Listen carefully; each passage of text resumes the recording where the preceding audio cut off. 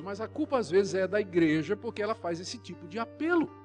Quando ela convida as pessoas a ouvir o evangelho e se converter, não traz a questão do arrependimento. Você tem que se arrepender. Resultado é que muita gente entra na igreja e não se arrependeu dos seus pecados. Tem muita gente não arrependida, portanto não convertida, que é membro de igreja hoje em dia. Tem muita gente assim. Muita gente assim.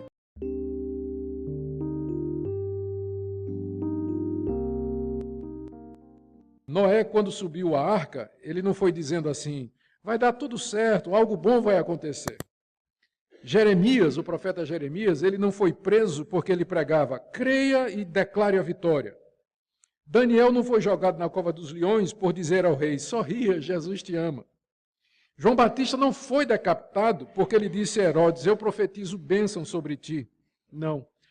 Tudo isso aconteceu porque eles disseram, arrependam-se, arrependam-se. Eles pregaram arrependimento aos reis, aos poderosos, por isso morreram, foram para a cova de leão, foram decapitados, foram presos e foram perseguidos. Então, por isso que eu acho que hoje a gente está precisando voltar a falar a respeito de arrependimento, porque não se ouve muito isso. O evangelho que se prega hoje está muito voltado para a autoajuda, muito voltado para a solução dos problemas materiais, financeiros e de saúde, e a necessidade de arrependimento foi deixada para um plano absolutamente secundário, porque, como eu disse, não atrai muitos discípulos. Mas o arrependimento, ele sempre fez parte da mensagem evangélica. Quando João Batista surge no cenário preparando a vinda de Cristo, a mensagem dele, que você vê lá em Mateus capítulo 3, de 1 a 2, foi essa, arrependei-vos porque é chegado o reino dos céus. Se arrependam, o reino de Deus está chegando. E quando Jesus vem e sucede João Batista, Marcos capítulo 1, verso 15, é a mesma mensagem de João Batista. Jesus diz, arrependei-vos porque é chegado o reino dos céus. A mesma coisa. Aos apóstolos, Jesus disse que eles tinham que pregar o arrependimento. Lucas 24, 47. Ele determina que os apóstolos vão às nações do mundo inteiro para anunciar o arrependimento, para remissão de pecados. E lá em Atos capítulo 17, verso 30, Paulo diz que Deus exaltou Jesus para que as pessoas se arrependam e creiam nele para a sua salvação. A igreja de Cristo, sempre que ela foi fiel à Bíblia, ela prega arrependimento. A mensagem dela para o mundo é essa, a necessidade de se arrepender dos seus pecados, de se converter a Deus, deixando aquelas práticas que ofendem a Deus e que entristecem o coração do nosso Pai. A razão é que uma pessoa que não está arrependida dos seus pecados, portanto, ela gosta dos seus pecados, ela acha os seus pecados uma coisa normal, ela não pode desfrutar da comunhão com Deus que é santo, puro, justo e verdadeiro. As duas coisas são incompatíveis. Ou ela ama o pecado, ou ela ama o erro, a iniquidade, a imundícia e a impureza, ou ela vai amar a Deus.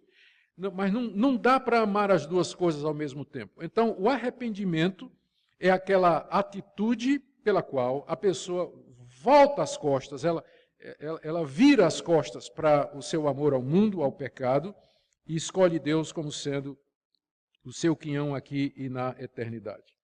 Essa mensagem sobre o arrependimento ela é muito necessária também, porque por conta do clima evangélico hoje, existe o risco da gente se acomodar a um falso arrependimento.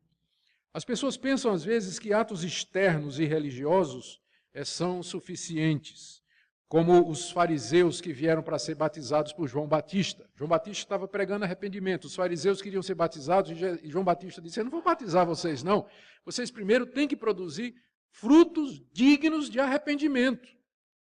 Então, arrependimento não consiste em um ato externo, uma atitude externa. Às vezes pode ser, mas se for, é porque é o resultado de uma conversão interna. Tá? Mas só atos externos, eles não significam arrependimento. Os profetas no Antigo Testamento, eles diziam ao povo de Deus, rasguem o coração de vocês. Por quê? No Antigo Testamento, quando alguém estava arrependido ou triste pelos erros que tinha cometido, ele rasgava a roupa, né? Ele rasgava as vestes, era assim que eles costumavam fazer.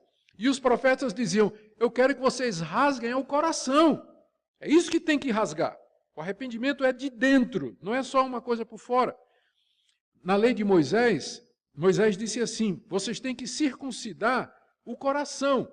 O israelita podia pensar que a circuncisão, que é a remoção do prepúcio, a carne do membro masculino, que aquilo era sinal de que ele estava no povo de Deus. Mas Moisés disse: isso é o símbolo da circuncisão do coração. Vocês têm que remover o pecado do coração. É isso que a circuncisão simboliza. Circuncidar o coração, rasgar o coração, não apenas sentir remorsos, sentimentos vagos de culpa, uma tristeza assim. Muitas pessoas nas igrejas nunca demonstraram real arrependimento. E eu acho que uma das razões é a maneira como a gente convida as pessoas a se tornarem cristãos. Aceite Jesus, dê uma chance a Jesus. Né? Jesus está aqui chorando, esperando por você. A pessoa diz: vou fazer um favor a Jesus. Aí vai lá na frente: tudo bem, eu aceito. Não tem arrependimento, não tem remorso. Devíamos dizer o contrário. É dizer: olha, se arrependa dos seus pecados, pode ser que Deus lhe aceite, pode ser que Deus lhe dê uma oportunidade. Quem sabe ainda tem tempo para você. Busque ao Senhor enquanto você pode achar. Aí a pessoa vem, né, temendo e tremendo. Em vez de estar vindo fazer um favor a Jesus para aceitar o bichinho que está lá sozinho, ninguém quer ele, então eu vou aceitar Jesus. Você não está fazendo favor nenhum a Jesus. Ninguém está fazendo favor nenhum a Jesus, mas a culpa às vezes é da igreja porque ela faz esse tipo de apelo. Quando ela convida as pessoas a ouvir o evangelho e se converter, não traz a questão do arrependimento. Você tem que se arrepender. Resultado é que muita gente entra na igreja e não se arrependeu dos seus pecados. Tem muita gente não arrependida, portanto não convertida, que é membro de igreja hoje em dia. Tem muita gente assim. Muita gente assim. Então, o que a gente tem, o que a Bíblia nos ensina e o que nós devemos fazer é buscar um estado, viver um estado de verdadeiro arrependimento, como a Bíblia requer. Isso envolve algumas atitudes, e eu quero mencionar algumas delas aqui. Primeiro, nós temos que mudar de pensamento com relação ao pecado. É esse o sentido das palavras que são usadas na Bíblia para arrependimento. Tem várias, a principal é o verbo metanoel, que significa uma mudança de mente, uma mudança de entendimento. Antes você achava que você estava bem, que o pecado era uma coisa normal, que você não era tão ruim assim, que Deus não ia punir você e que você não estava num estado de perigo diante de Deus por causa dos seus pecados. O arrependimento é quando você muda de mente, você muda de compreensão, você percebe que o que você está fazendo de fato é uma afronta a Deus, que esse Deus é um Deus santo, zeloso e justo, e que Ele é poderoso para fazer você ficar infeliz e sofrer eternidade afora. E por isso, porque você entendeu isso, agora você tem a disposição de mudar as suas atitudes. Mas primeiro tem que haver uma compreensão. Uma pessoa que é convencida contra a sua vontade ainda tem a mesma opinião anterior. Mas tem que começar aqui, o arrependimento começa aqui, quando você entende que você é um pecador, que o que você está fazendo ofende a Deus, que Deus é poderoso para castigar você, para fazê-lo infeliz a eternidade afora, e que se Ele fizer isso, Ele está sendo justo, não há injustiça nele, que você merece esse tipo de coisa. Então o arrependimento começa com essa, é o que a gente chama de convicção de pecado. Você está convicto de que você é um pecador. Você está convicto de que você merece o castigo de Deus. Você está convencido de que Deus é justo se Ele castigar você. Então, essa é uma atitude que caracteriza a pessoa que está realmente arrependida. A segunda coisa, primeiro, a mudança de mente, ela é seguida por uma tristeza profunda pelo pecado cometido. É seguida por uma tristeza pelo pecado cometido. Nós deveríamos sentir mais tristeza pelos nossos pecados, mas a gente vê pouca gente chorando hoje por causa dos seus pecados. A gente vê gente chorando por causa de perda pessoal, dos problemas pessoais, de aflições presentes, frustrações na vida, desentendimentos, receios, mas tristeza pelo pecado. A pessoa tem tristeza verdadeira, genuína, daquilo que ela fez. Isso nem sempre nós encontramos, é uma pena, porque nós deveríamos sentir isso. Como Davi, expressa no Salmo 51. Quem já leu o Salmo 51, ali você tem, talvez a melhor coisa é ler, né? Você vê ali realmente o arrependimento verdadeiro expresso nas palavras do nosso irmão Davi, depois dele ter adulterado. Ele diz: Senhor, compadece-te de mim, segundo a tua benignidade. Verso 2, lava-me completamente da minha iniquidade, purifica-me do meu pecado. Verso 3, eu conheço as minhas transgressões e o meu pecado está sempre diante de mim.